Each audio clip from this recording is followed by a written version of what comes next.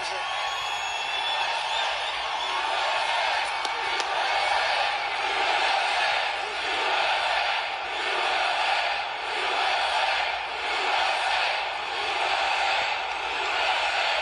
For the past 16 months, Bobby has run an extraordinary campaign for President of the United States. I know, because he also went after me a couple of times. I didn't like it. And I mean this sincerely. Had he been allowed to enter the Democrat primary, he would have easily beaten Joe Biden, but they wouldn't let him in. They put up rules. I've never seen rules like you had to have 65% of the vote in order to run, little things like that. His candidacy has inspired millions and millions of Americans, raised critical issues that have been too long ignored in this country, and brought together people from across the political spectrum in a positive campaign grounded in the American values of his father, Robert Kennedy, a great man, and his uncle, President John F. Kennedy. And I know that they are looking down right now, and they are very, very proud of Bobby. I'm proud of Bobby, you want to know the truth.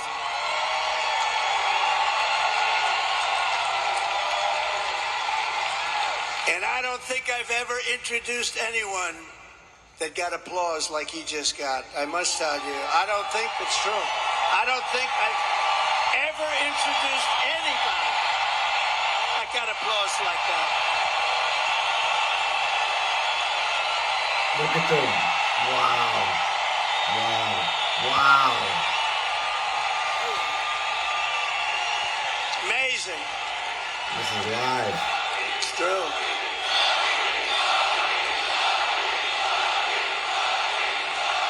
Amazing. He used to experience a Trump rally. Soon after I can't even believe I have to say this, nearly assassinated in Pennsylvania last month, Bobby called me to express his best wishes. He knows firsthand the risks incurred by leaders who stand up to the Trump, corrupt political Vance, establishment. When you stand Elon, up, you bring Bobby. on some trouble for yourself, but you have to do what's right. You have to do what's right for the country. I will tell you, Pure we are both Americans. in this to do what's right for the country. That's one thing I can tell you. He lost his father and uncle in service to our country, and Bobby himself was subject to repeated threats to his safety during the course of his campaign while being denied protection by the Harris-Biden administration. And this is a True. tribute in honor of Bobby.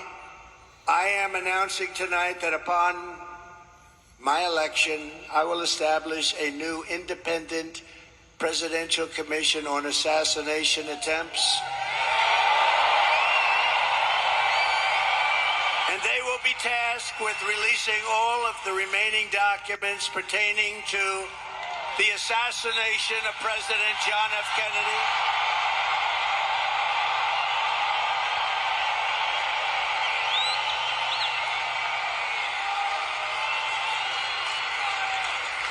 And they will also conduct a rigorous review of the attack last month. But I tell you, I have never had more people ask me, please, sir, release the documents on the Kennedy assassination. And we're going to do that.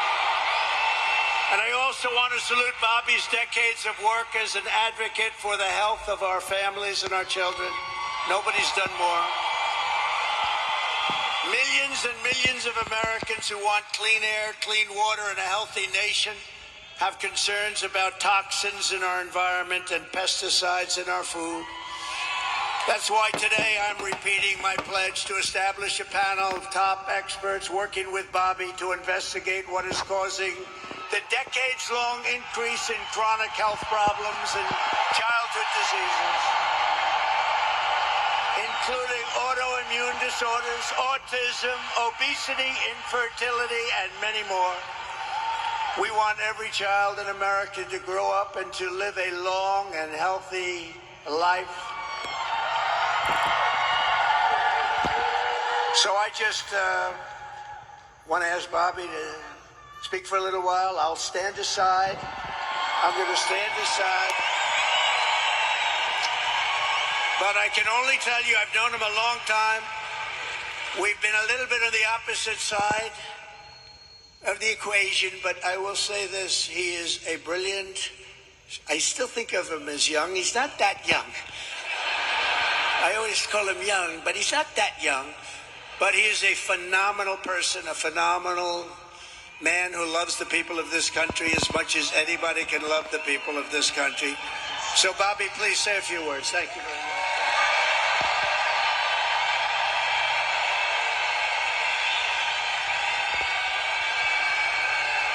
Thank you.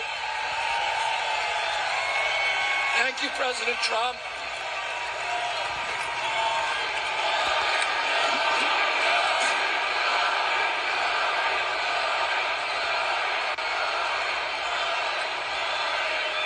Thank you. A few hours after the assassination attempt at Butler, I got a call from a safe food advocate named Kelly Means, who's been fighting for many years to try to end the corruption at CDC and FDA and USDA. Yes. And these institutions, these regulatory agencies are actually run by the big food processing companies, the big ag and the chemical companies that they're supposed to regulate. And he said to me that he'd been advising me for many years and on my campaign. And he told me that night that he was also advising President Trump. And he asked if I would talk to President Trump. And I said, of course. And about a few minutes later, I got a call from the president. And we talked. We had a very good talk. And then he invited me to come see him the next day. And I went to Minneapolis and saw him. We met again a couple of weeks later in Florida. And we talked about, not about the things that separate us because we don't agree on everything, but on the values and the issues that bind us together. And one of the issues that he talked about was having safe food and ending the chronic disease epidemic.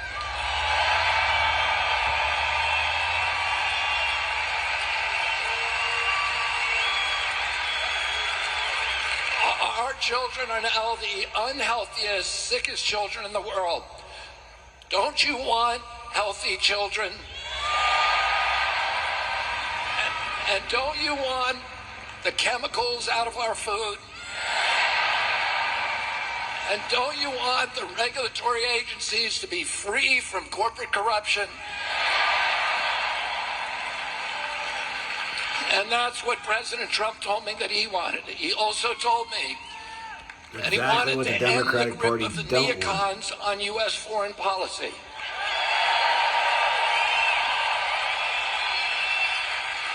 He said he didn't want any more $200 billion wars in Ukraine, that we could use that money back here in the United States.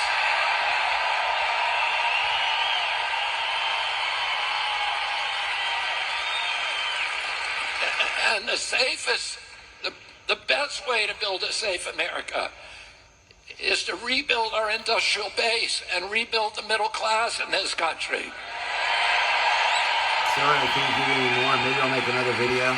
And don't you want a president who's going to get us out of the wars and who's going to rebuild the middle class in this country? Yes, we do, baby.